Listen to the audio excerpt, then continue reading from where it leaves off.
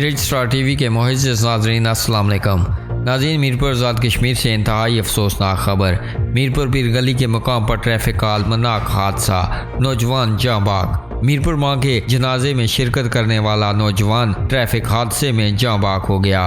पीर गली पाक आर्मी का नौजवान वालदा की तदफीन के लिए आबाई इलाके अनगो जा रहा था कि रात की तारीकी में पीर गली के मकाम पर कार हादसे का शिकार हो गई। नौजवान जख्मों की ताब न लाते हुए जाँ बाग हो गया। नाज़रीन, जबकि पूना बंदाली का रिहायशी ओवैस शदीद जख्मी।